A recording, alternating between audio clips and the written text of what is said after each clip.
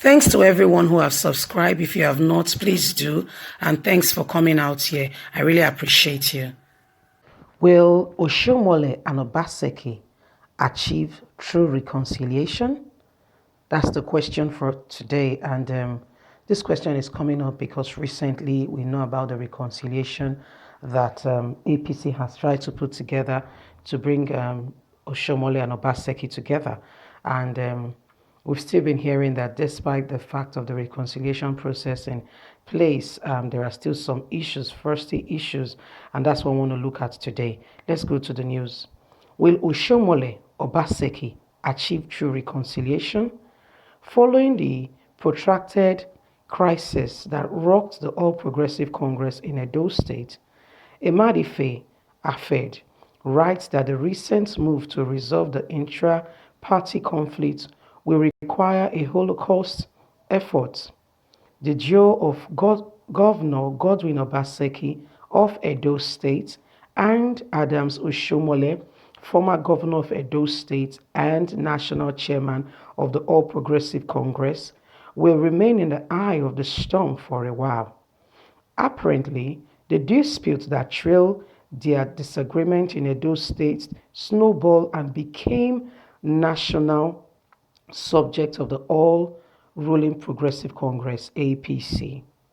The fights between the two became obvious shortly after the 2019 House of Assembly election, while the ruling APC won all the 24 available seats.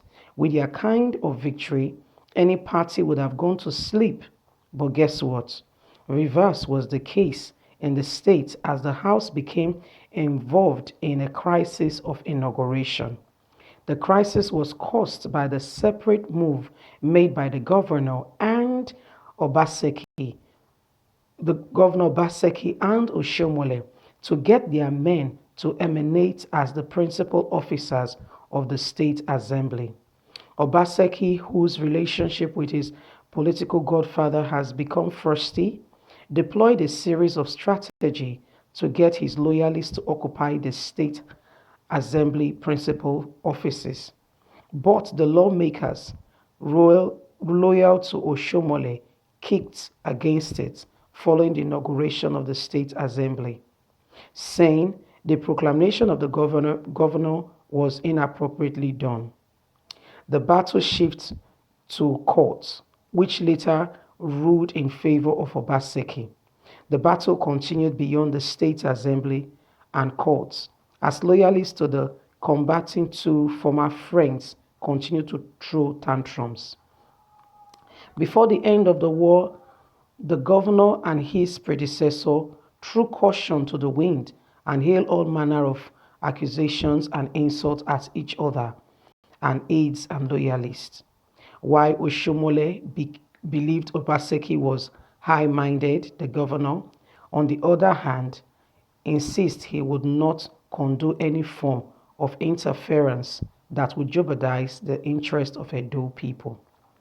Interestingly, the matter perceived as a local Edo State matter skyrocketed and became the national matter of the party, and the issue raised and became a labor major issue, going to the High Court in Abuja and as well as the Supreme Court.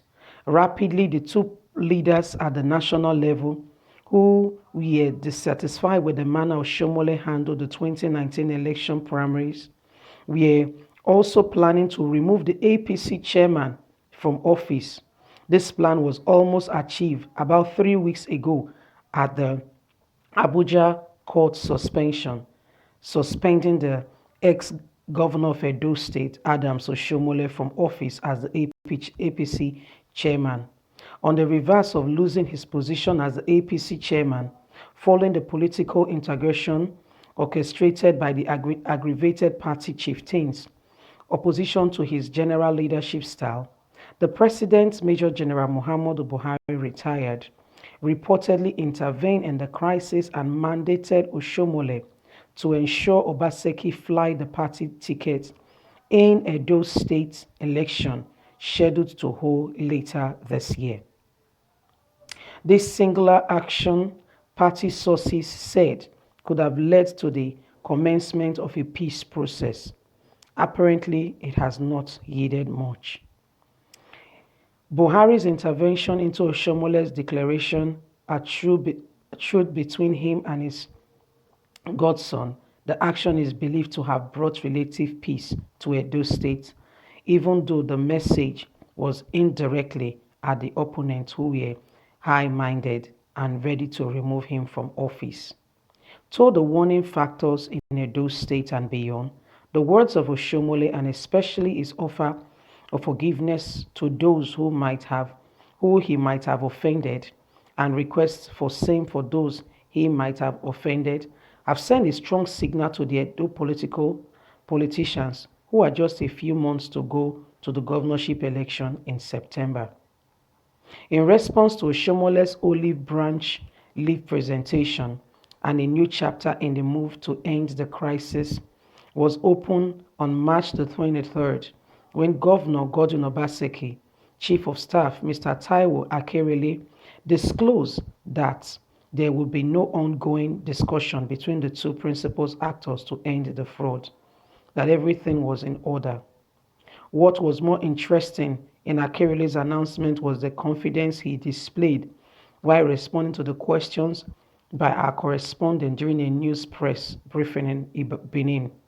He said not only will the conflict between his boss and the predecessor be resolved, but that Obaseki will also be returning to office. He said it with so much assumption of confidence. Getting the ticket for him is not in contention, but we will go into primaries and the party has a formula for it. It can be either consensus or no consensus. Whichever it is, Obaseki and Philip are ready. But ordinarily, he should be given the first right of refusal, he said. So Akerele, the duo has already been reaching out to each other following the waving of the olive branch by the ex-Labour leader at, and now the APC national chairman of the National Working Committee. In Abuja recently before the crackdown of coronavirus, according to Obaseki COS, Oshomole, the Edo State governor, and Obaseki are very close, and nothing will come in between them. What is happening is just political differences. Stakeholders in the conflict believe that such resolution to stand the test of time, the position of the renounced followers must be considered. One such stakeholder is Mr.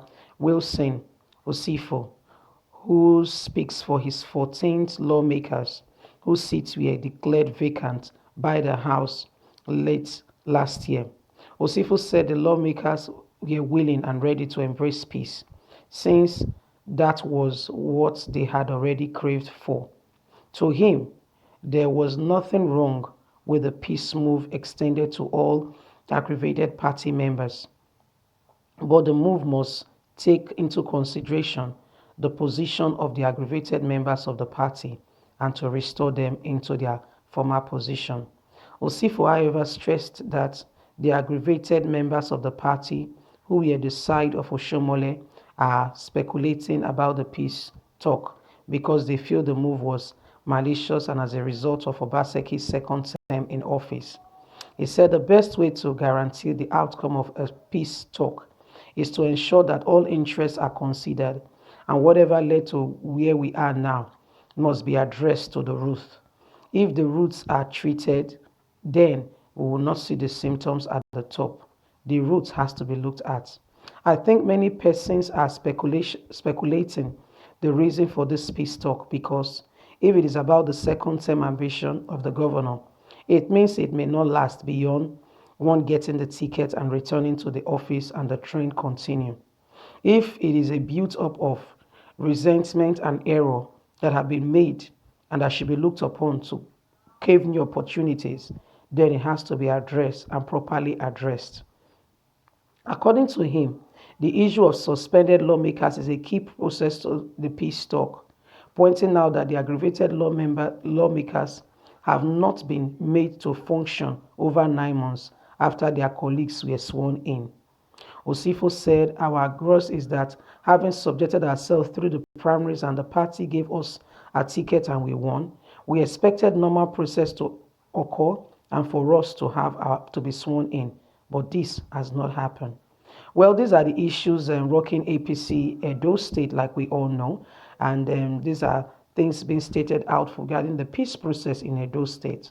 I would like to hear your take on this matter. I beg, don't forget to thumbs up for your girl, because we are here to keep you up to date with all that is going on in Nigeria and around the world.